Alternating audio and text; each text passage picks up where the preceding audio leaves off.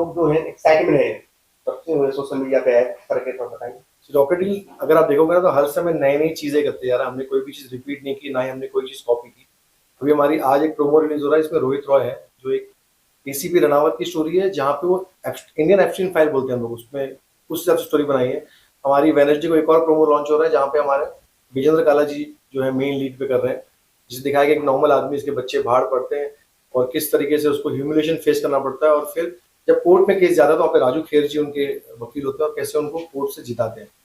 तो हम लोग ऑब्वियसली बहुत सारी डिफरेंट चीजें करते जा रहे हैं, और मैं बहुत थैंक्स कहूँगा सुबोध जी का कि सुबोध जी ने एक्सेप्ट किया रघु जोशी करने के लिए। एक्चुअली सुबोध जी हमारे से 2 महीने से हम उनके पीछे घूम रहे हैं कि सर कर दीजिए और फाइनली सुबोध जी ने कहा यार मेरे पास है अभी 3 दिन, आप मुझसे करा लो। स्टोरी कैसे ध्यान में आई सर? इस तरह की स्टोरी जो है, ये जो स्टोरी अब देखोगे तो हमारे इन हाउस डायरेक्टर हैं अंकुश भट्ट जी, जिन्होंने भिंडी बाजार, मुंबई मेरा ऐसी बड़ी फिल्में की हैं। तो उन्होंने हमारे साथ भी अभी तक करीब करीब 8 सीरीज कर दी है, और आठों के आठों सीरीज डिफरेंट सब्जेक्ट पे बनी है।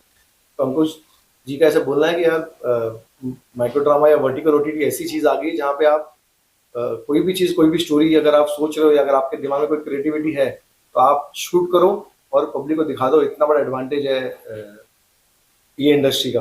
तो अंकुश भट्ट जी की स्टोरी है, अंकुश भट्ट जी ने इस पर बहुत काम किया है राइटर के साथ। अंकुश भट्ट जी का बहुत ज़्यादा इसमें उनका एक पर्सनल इंटरेस्ट है इस चीज़ को लेकर, इसलिए 2 महीने से रुके हैं वो इस स्टोरी को लेकर। हमारी स्टोरी ऑलमोस्ट 2-2.5 महीना पहले ही शूट होनी थी, जॉब शूट हो रही है। तो अंकुश सर जी बताएंगे कि ये स्टोरी में क्या एक्चुअली ऐसा उनको बहुत अच्छा लगा। जी अंकुश सर, कुछ स्टोरी थोड़ा लाउडली सर। तो बेसिकली क्या है कि एक कैरेक्टर की जर्नी है जो काफी अपनी लाइफ में अटका हुआ है। जब हम अटकते हैं या जब हम सक्सेसफुल नहीं होते तो आसपास के लोग हमें लूजर समझ रहे हैं, ठीक है। और वहीं पे उसको एक बहुत बड़ी चीज हो जाती है, उसका बेटा किडनैप हो जाता है, और वो बेटा किडनैप हो जाता है और किडनैपर उसे बैंक की हाइस्ट करने के लिए बोलता है। उस हाइस्ट को वो अपने फायदे के लिए कैसे यूज करता है, ये पूरी जर्नी है इस कैरेक्टर की। तो जब ये कैरेक्टर कहानी सोची तो एक ही बंदा था दिमाग में जो इतने वेरिएशन एक साथ कर सके। तो मैंने सुबोध को फोन किया कि करेंगे, बोले करेंगे, बिल्कुल करेंगे, क्योंकि ये फॉर्मेट भी नया है, मुझे भी एक्सपेरिमेंट करना है इस फॉर्मेट के साथ, बट कब करेंगे ये मैं नहीं बता पाऊंगा, तेरे को पीछे लगना पड़ेगा। फिल्मों के बाद आप रॉकेट लीग कर रहे हैं। जी जी। कैसा रिस्पॉन्स रहा फिल्म और वर्टिकल में? फिल्मों के बाद मैं वेब तो करता ही था, मैंने करीब करीब 10 वेब शोज किए हुए हैं इस चीज के लिए। तो जब क्रांति सर और मैं एक टाइम बैठे करने के लिए तो मैंने देखा कि उनके सारे शोज, तो हमारे जो मतलब ओवरऑल क्रिएटिव जो सुपरविजन करते भी हैं और हमारे पार्टनर भी है विक्रम भट्ट, तो उनके साथ मेरी मीटिंग हुई थी। तो तब मुझे समझ में आया कि नहीं, एक्चुअली जो नॉर्मल हमारा वो चल रहा है वर्टिकल्स का जो ओवर द टॉप ड्रामा है, या आपका वो ह्यूमिलेशन है, या पानी फेंकना है, या थप्पड़ मारना है, वो जो वाला उससे काफी अलग कर रहे हैं। और हम हर महीने 3-3 स्टोरीज में बोल पा रहा हूँ। और वो यहाँ पे क्या है ना, फ्रीडम ऐसा है कि यहाँ पे कोई चैनल क्रिएटिव ये वो कुछ नहीं है। यहाँ पे डायरेक्टर होल एंड सोल है, जैसे हम 3-4 डायरेक्टर हैं जो है ना, उसे वो डायरेक्टर्स होल एंड सोल है, they are responsible for it. तो जब इतनी फ्रीडम मिल रही है किसी डायरेक्टर को तो और क्या ही चाहिए, मतलब मुझे ऐसा।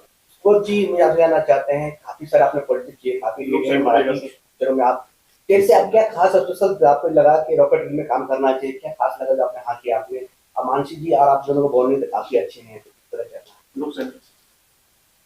देखिए मैंने आज तक फिल्में तो बहुत सारी की, थिएटर किया, वेब सीरीज की, लेकिन ये फॉर्मेट में मैंने कभी काम नहीं किया था। तो मैं हमेशा सोचता हूँ कि एक एक्टर के लिए माध्यम चाहे मीडियम कोई भी हो, उसको तो एक्टिंग ही करनी है, चाहे वो फिल्में हो, नाटक हो, या ये छोटा वाला वर्टिकल ड्रामा जिसको कहते हैं वो। तो अंकुश ने जब से ये बताया तो मैं और अंकुश बहुत सालों से दोस्त है। मैंने उसकी फिल्म में काम भी किया था बहुत साल पहले, और क्रांति सर के साथ पहली बार मुलाकात हो गई। हालांकि इनको मिलने के बाद मैंने वर्टिकल देखना शुरू किया कि भाई ये है क्या, लेकिन मतलब मैं एंगेज हो गया। मतलब छोटे छोटे 2 मिनट के एपिसोड रहते हैं, 2 मिनट के एपिसोड, मतलब ऐसे 30 एपिसोड की कहानी होती है, और कहानी आपको पहले शॉट से आपको होल्ड करके रखती है, और जितने भी एक्टर्स उसमें परफॉर्म करते हैं, तो मैं सोचता था कि यार इसमें कभी तो काम करना चाहिए।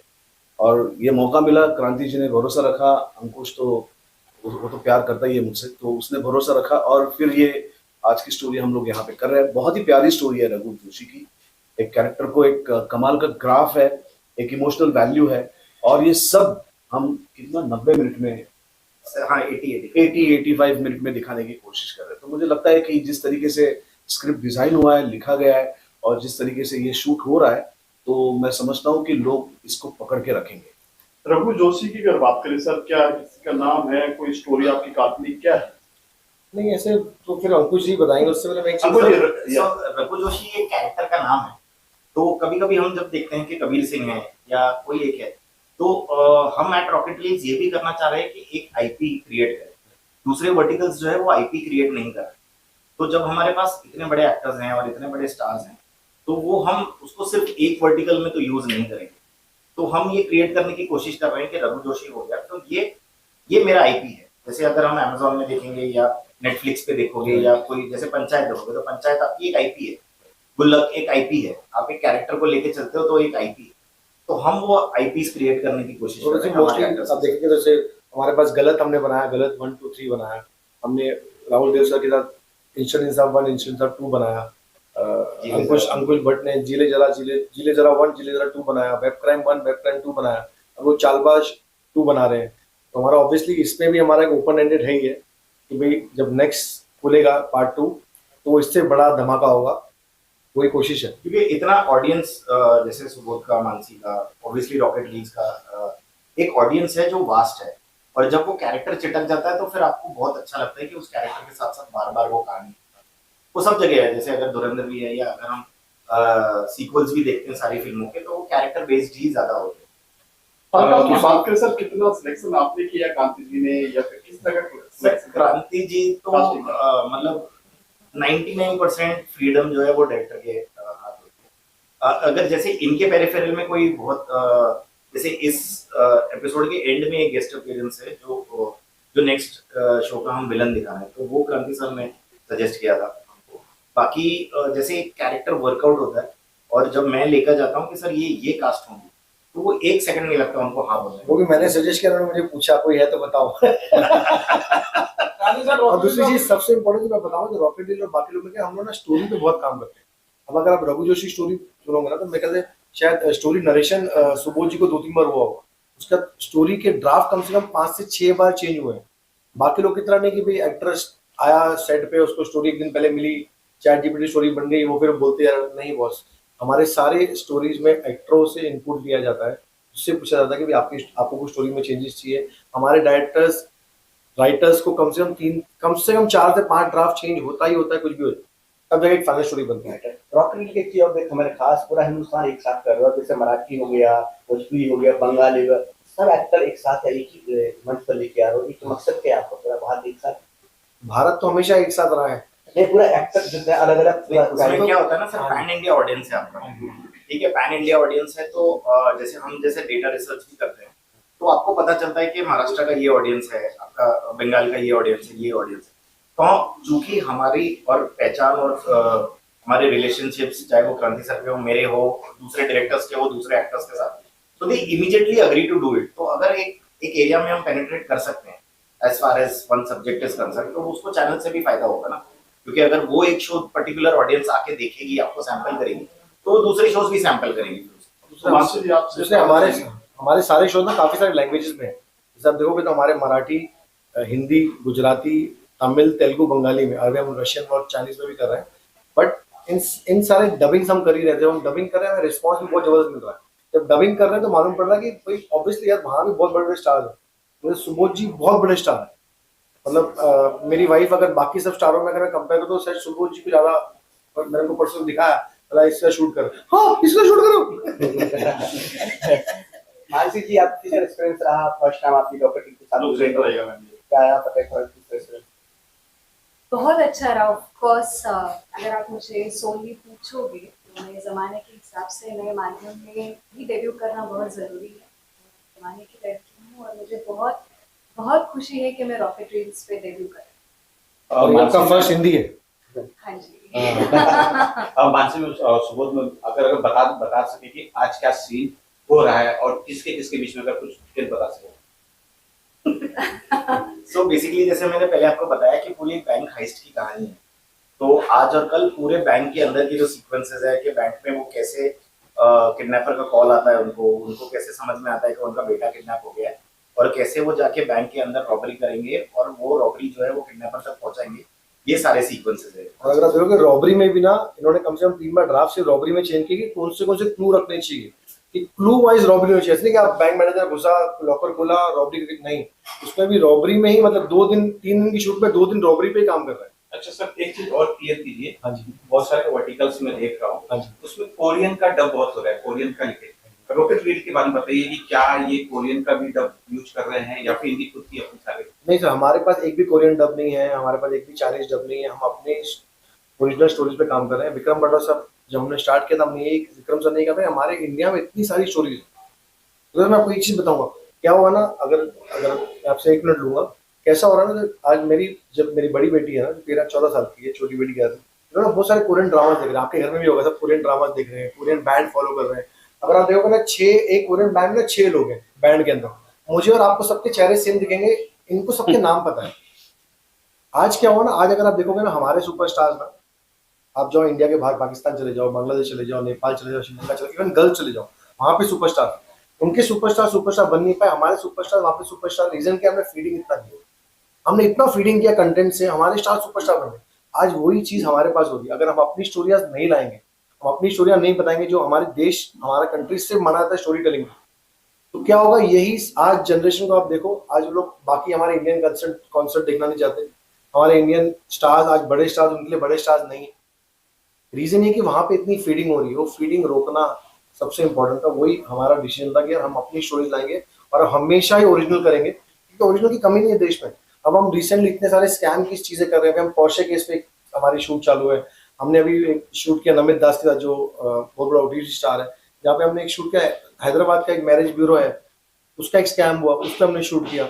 हमने जो भी रिसेंटली जो हमारे मोबाइल पे जो आपको आता है, कॉल आता है और आपका पैसे कट जाते हैं, उस पर हमने शूट किया। तो हम बहुत सारी नई स्टोरीज पे शूट करते जा रहे हैं। अब हम सिया वाले केस पे शूट कर रहे हैं।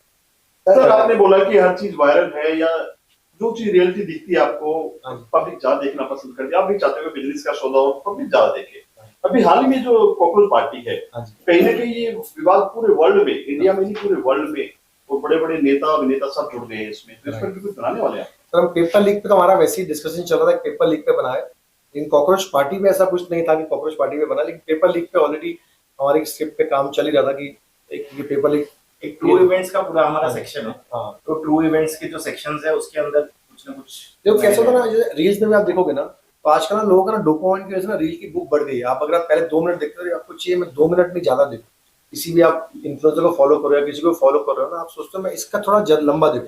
अब सिया केस हुआ एग्जाम्पल, या पोर्शे केस हुआ, तो आपको मालूम है एक लड़का था दारू पिया, एक्सीडेंट किया, उसके माँ बाप ने उसको ब्लड, एग्जैक्टली हुआ क्या, पुलिस ने क्या डिबेट किया, पुलिस ने कैसे छोड़ा, घर में क्या परेशानियां हुई, सिया केस में बैकग्राउंड में क्या चला, जब वो लड़की ने इतना बड़ा कदम उठाया तो फैमिली को बताया नहीं किसी और से प्यार करती थी। ये सारे केसेस जब आदमी को पूरा का पूरा एक स्टोरी की तरह मिलता है ना, आज लोगों की भूख बढ़ गई कि मुझे तुम पूरा बताओ, 2 मिनट मत बताओ, ये तो मैंने सुन लिया न्यूज पे, अब मुझे पूरी स्टोरी जाननी है, मुझे जानना है पीछे क्या था, उसके बैक ऑफ द माइंड क्या चल रहा था, इतना बड़ा डिसीजन क्यों लिया, पुलिस ने क्या एक्शन लिया। तो वो रीजन से, उसकी वजह से ये रीजन है कि माइक्रो ड्रामा बहुत बड़ा बनते जा। सर आजकल चीजें बदल गई हैं, पहले जो क्रिमिनल होता था या जेल से छूट गया था उनकी कंडीशन होती है आप फिल्म में, लेकिन आजकल खुद ऐसे सामने आकर हम फिल्म में भी काम करेंगे। कोई ऐसा अभी तक आया आपका वाक्या, जैसे आपने सिया का बोला, सिया तो चलो ठीक है अंदर गया, और बहुत सारे केसेस हैं कि सामने रियल आदमी जिसके साथ घटना घटी है या फिर गलत केस में फंसाया गया है, वो आपके सामने आया हो कि मेरे को लेकर आप? नहीं सर, ऐसा तो केस आया नहीं, और दूसरा ऐसा कोई केस आएगा भी ना मुझे लेके बनाओ।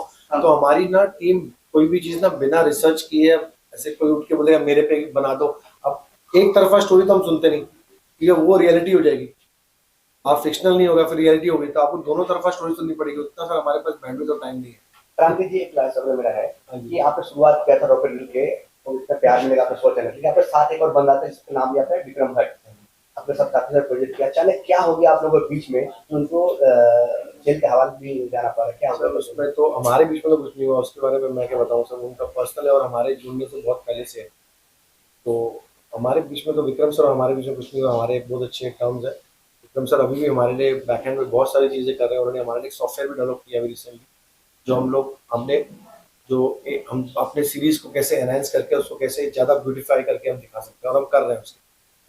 तो जेल सर बट तरीके से ये पहचान रही है कि नए लड़के लड़की को प्लेटफॉर्म देना और हिट फिल्में देना, चाहे आज की कोई फिल्म है सड़क हो, तो इसमें कुछ वैसा ही है क्या? भट्ट सावन से जुड़े हैं। अभी हमने एक फिल्म कंपटीशन भी अनाउंस किया है जिसमें जो नया टैलेंट है वो 15 से 20 मिनट का जो एक अगर फुटेज हमको भेजता है तो हम उसको अपने वहाँ रॉकेट रील्स में जो है वो original as a director, as a writer, as a actor, ये सारी चीजों में हम उसको भेजते हैं। अभी हमने कल ही अनाउंस किया सर, अच्छा आपने पूछ लिया है। टॉप 3 डायरेक्टर्स हो गए, टॉप 3 राइटर्स हो गए, टॉप 3 डीओपी, इवन बीजीएम वाले हो गए, एक्टर्स एक्ट्रेसेस तो है ही, उन सबको हम रॉकेट रील ओरिजिनल में काम करने का मौका दें। आखिरी सवाल सर आपसे ज्यादा जाते हैं कि कोई आपसे जुड़ना चाहे, मुंबई माया नगरी है, अच्छे लोग भी हैं बुरे भी हैं, कास्टिंग कहना भी बहुत कुछ होता है, आपसे अगर रियल में जुड़ना चाहे तो कैसे आपकी प्रोजेक्ट से जोड़ सकते हैं कलाकार? डायरेक्टर्स को अप्रोच करना पड़ेगा। अंशु सर ने तो कहा हमारे वहाँ वही है कि जैसे सर का ना हमारे वहाँ चैनल के ईपीज नहीं है, चैनल के कोई क्रिएटिव हेड्स नहीं है, तो वही जो 3-4 डायरेक्टर्स है इन हाउस, और हम उस क्वांटिटी में शोज भी नहीं करते। जैसे दूसरे जो चैनल्स है, जो वर्टिकल चैनल्स है, वो दिन में 50 या 100 या ऐसे कुछ शोज करते हैं, हम उतने शोज भी नहीं करते। तो हमारा बैंडविड्थ बहुत लिमिटेड है और हम बहुत फोकस्ड लोग हैं सब काम। मैम आपसे मानसी जी क्या कहना चाहोगे ज्यादा कि कैसा एक्सपीरियंस रहेगा सर कांति जी के साथ काम करके, और पहले भी किया है या नहीं? वैसे तो ये मेरा डे 1 है। अगर आप मुझे पूछोगे 100 बात की एक बात, मुझे बहुत कंफर्टेबल सारे लोग महसूस करा के दे रहे हैं, and I am very very happy that I am associated with Rocket Reels and they are very want to work with, and I am looking forward to make more reels out of oh thank you. So yeah thank you sir. Sumit ji, मैं आपको जानना चाह रहा किस तरह के मानसी जी के साथ आप काफी सारा काम कर रहे हो, किस तरह का सीन रहा आज आप दोनों का? ये तो बहुत पुरानी दोस्ती है, जितना पुराना अंकुश मेरा दोस्त है उतनी पुरानी मानसी। तो जो मैंने पहला शो मेरा प्रोड्यूस किया था 2008 में, उसमें मानसी ने काम किया था और मैं उसका फैन हूँ, उसके डांस का, उसके काम का। तो बहुत कमाल की डांसर है, परफॉर्मर है, और उसके बाद भी बहुत सारे मेरे इवेंट्स में मानसी ने काम किया था। बीच में हमने एक फिल्म की मराठी, जो हम दोनों की पहली फिल्म थी मराठी, और उसके बाद ये रील कर रहे हैं। रॉकेट रील जो अपना जो शो है, इसके लिए क्या बात, जो मराठी ऑडियंस काफी प्यार करता है, पर ये क्या बोलना चाहते हैं, अपील करना चाहते हैं? मैं अपील करने से पहले ही, ये सब लोग रॉकेट रील्स के फैन हैं, तो मुझे यकीन है कि ये डेफिनेटली देखेंगे, और ना बल्कि मेरी स्टोरी देखेंगे बल्कि रॉकेट रील देखेंगे। जितनी भी स्टोरीज, जितनी भी कहानियां आ रही है वो सब देखेंगे। क्रांति जी, क्या वेब सीरीज वर्टिकल कर उसमें गाने भी होते हैं या म्यूजिक होते हैं? गाना किस तरह? हमारे हर सीरीज में एक गाना होता है। अगर आप ये देखेंगे तो हम यहाँ पे वर्टिकल और हॉरिजॉन्टल दोनों शूट कर रहे हैं। हम लोग पहले जिन्होंने वर्टिकल हॉरिजॉन्टल दोनों शूट चालू किया, हमने अब तक करीब करीब 18 सीरीज वर्टिकल और हॉरिजॉन्टल दोनों शूट कर ली। हॉरिजॉन्टल मतलब आप टीवी पे, आप स्क्रीन पे, आप कहीं भी लैपटॉप पे देख सकते हैं। वो हमने दोनों शूट चालू कर दिया, हमने 18 शूट कर दी। आज हमारा 19वां शूट है। तो बस मैं आप लोगों से इतना ही कहूँगा कि आप लोग आशीर्वाद रहे हमारे ऊपर रॉकेट डील का, और रॉकेट डील इस कंट्री का नंबर 1 कंपनी और नंबर 1 प्लेटफॉर्म बन के 1 साल में आ जाए, बस आपका आशीर्वाद। Best of luck sir, Agarwal ji, आप इस शो के प्रोड्यूसर है जी सर। क्या उम्मीदें हैं शो से आपको? हर कोई चाहता है कि मैं प्रोड्यूसर हूँ, पैसा कमाए, कितना कमर्शियल हो, क्या कहना चाहिए? हमको लगता है कि हम पैसे न कमाएं, हम समाज को कुछ दें। हम समाज को देने के लिए कुछ बनाना चाहते हैं कि बने और फिर वो लोगों को पसंद आए। हमने इसीलिए रॉकेट रील्स को चुना है और रघु जोशी प्रोडक्ट को चुना है। बजट की बात करें, हर फिल्म का एक बजट होता है, क्या खुल के पैसा? देखिए, अच्छी चीज बनाने में पैसे लगते हैं, और पैसा सोच के बनाना है तो फिर न बनाइए, और समाज को कुछ देना है तो फिर बनाना पड़ेगा। दोनों लड़के लड़कियां जो लिए हैं, आपको क्या लगता है आपको रिकवरी होगी? बिल्कुल हो जाएगी, 100% होगी। प्रोजेक्ट में क्या स्पेशल क्या है जो आप लोग इतने अच्छे काम कर रहे हो रॉकेट रील से जुड़े, क्या आपको खास लगा प्रोजेक्ट में? बताइए। मुझे स्टोरी मैं स्टोरी में था नहीं इसमें, मैं अभी आया हूँ। क्या उम्मीद करते, क्या आपसे पापा और भाई आपका जुड़े हुए हैं? जी। उम्मीद करते हैं आप? स्टोरी नो डाउट बहुत अच्छी है और समाज को कुछ देने के लिए है, जो हमको प्रेरणा दे। और आज के यूथ को चाहिए कुछ सीख। जब तक सीख नहीं मिलेगी तब तक कोई कार्य अच्छा नहीं लगता। और समाज को देना है तो कुछ न कुछ करना कब से पड़ेगा। ये टेलीकास्ट होने वाला है, कुछ आइडिया कब से क्या कुछ करने वाला है? डेट अभी डेट फाइनल नहीं हुई है, डेट जैसे फाइनल होगी बताते हैं। Thank you sir, okay, thank you. बाकी हमारा अच्छा एक्सपीरियंस है रॉकेट रील्स के साथ, पहला एक्सपीरियंस है। और सत्या भाई के साथ ही हम लोग फर्स्ट टाइम आए हैं, ज्वाइन किए, तो लेट्स होप सब कुछ बहुत अच्छा हो। और रॉकेट रील्स का ये हमें नाम पता चला था, यहाँ बड़े एक्टर्स काम कर रहे हैं हर इस पे आपकी स्टोरीज पे, तो हमें ये भी बहुत अच्छा लगा कि सुबोध सर हमारे लिए पहला हम प्रोड्यूस कर रहे हैं और सुबोध सर कर रहे हैं, तो ये भी बहुत अच्छा लगा हमें, अपॉर्चुनिटी अच्छी है, तो हमने भी इन करना सोचा। Thank you. Thank you so much. आज रॉकेट रील शूट कर रहे हैं, कैसा लग रहा है आपको? रॉकेट रील का एज ए प्रोड्यूसर मेरा 9th शो है ये। 8 शो ऑलरेडी मैं पहले कर चुका हूँ, तो रॉकेट रील हमेशा मेरे लिए घर जैसा है और आगे भी मैं कंटिन्यू रॉकेट रील के लिए शो बना रहा हूँ।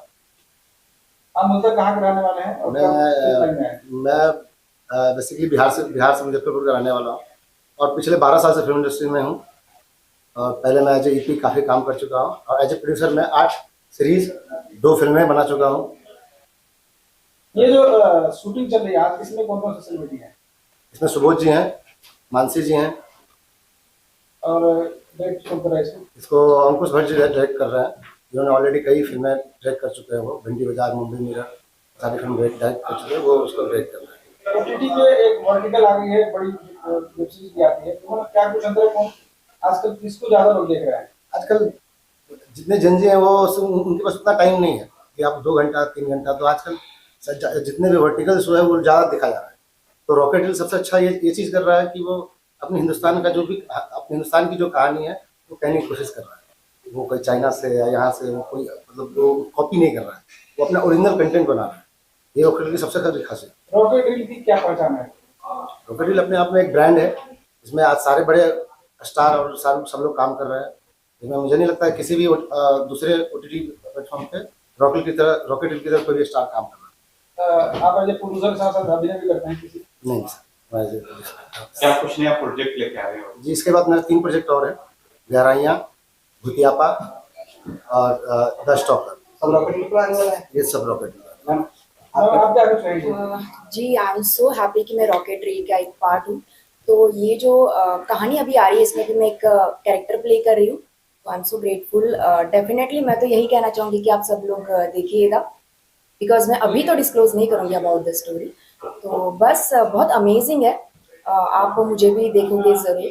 तो डेफिनेटली आजकल जेएनजीज लोगों को ये चीज़ बहुत अच्छी लगती है, बिकॉज इट्स इन शॉर्ट्स, तो दिस इज़ अमेजिंग।